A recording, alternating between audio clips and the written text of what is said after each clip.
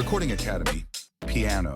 Hey everyone, in this lesson, we're going to be talking about recording a grand piano. Now, this one may not be as common as it was in the past. A lot of people are using MIDI keyboards, electronic keyboards. We're going to get to that in a future lesson, but I wanted to cover this because many of you out there might have access to an upright piano, or maybe you can access a grand piano at your local church.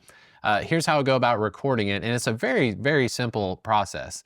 I'm not somebody who's just a virtuoso on the piano. I'm not doing a bunch of runs and things like that. I'm basically a guitar player on the piano. So one of the things I wanted to mention is I'm taking the SM81 and I'm opening up the lid of the grand piano so I can have access to where the strings are. Okay, the hammers are striking the strings and then it is sounding like a piano. So the SM81, how do I know where to place it on the piano? I'm not recording this piano in stereo. I'm just taking the one SM81 and I'm going to point it straight down at the soundboard of the piano. So what I tend to do, and I'll show you this footage on the video from when I was recording it, but we have a Boston grand piano. It's a very nice piano. And what I want to try to do is locate the middle of the section that I'm actually playing on. So if you have a piano, which I believe has 88 keys, you're not trying to record every single key on the keyboard. There are going to be many of the keys that I'm not hitting.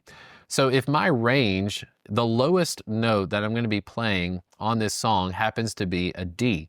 So first thing I want to do is locate the lowest note that I'm actually going to be playing on this song, which happens to be a D.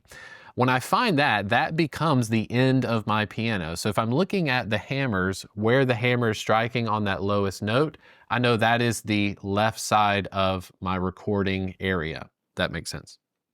Then on my right hand, I want to think about what is the highest note I'm going to be hitting on my right hand. So if that happens to be a high D, let's say that that is a span of 4 octaves.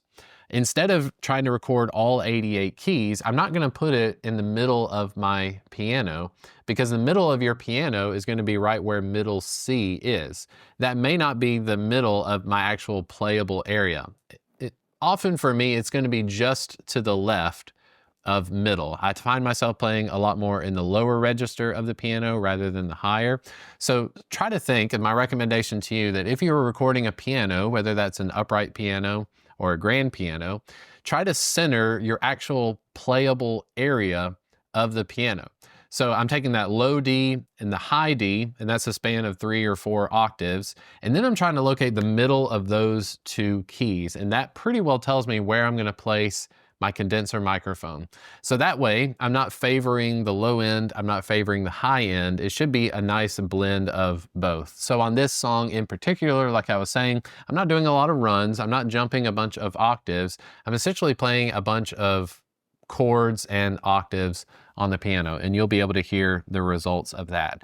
Again, I'm using the Shure SM81, which is a small diaphragm condenser microphone. This is by far one of my favorite microphones because when it comes to capturing the sound of acoustic instruments, whether that's acoustic guitar, piano, even some string instruments, if you're somebody that's into orchestration or more classical music, I highly recommend you check out the SM81.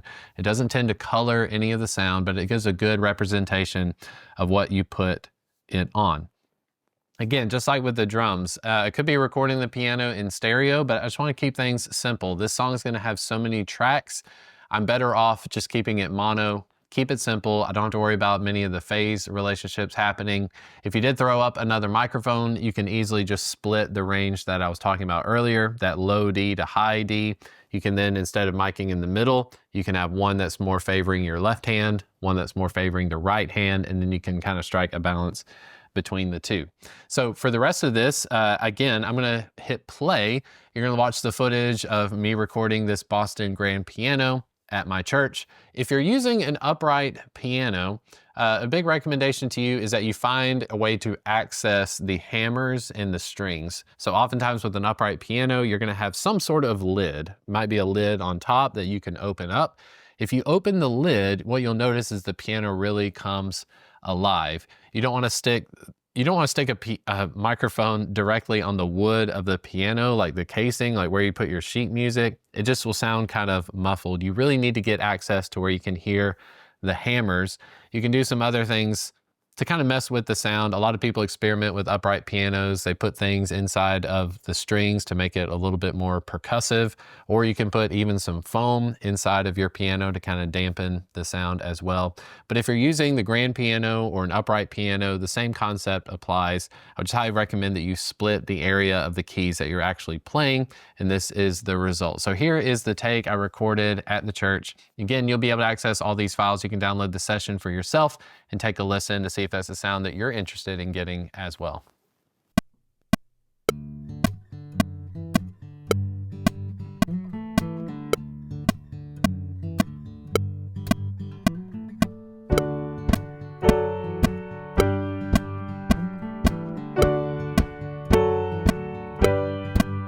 Where I come from, there ain't no palm trees, no beaches, no sand, no brand new shiny sports cars, just a few trucks on hand. There's a tire swing still hanging on the crooked old oak tree, where my Uncle Buck Wind broke his arm doing tricks in '03. That creek is my ocean, those woods are my shore.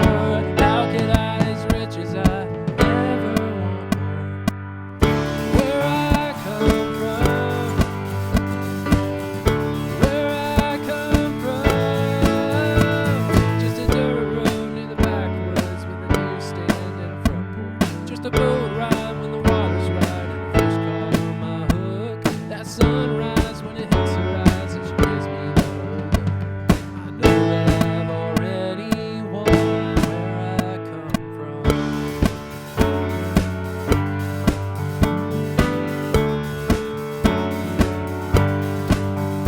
Late one night up by the moonlight, we watched the stars come out. And when we were half asleep, we heard an awful sound. A big ugly beast came tumbling as we already knew it was. And it wouldn't change one thing about that night, even if I could. Where I come from,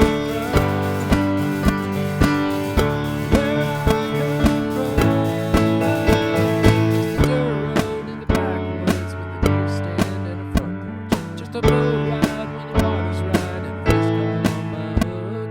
That sunrise when it hits her eyes and she gives me that whole look. I know that I've already won where I come from. Where I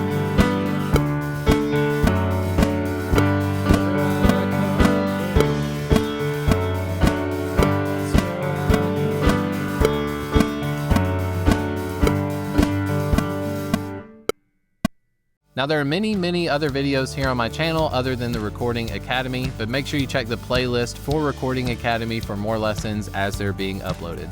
YouTube is recommending this video just over my shoulder, so give that one a watch and I'll see you at the next video.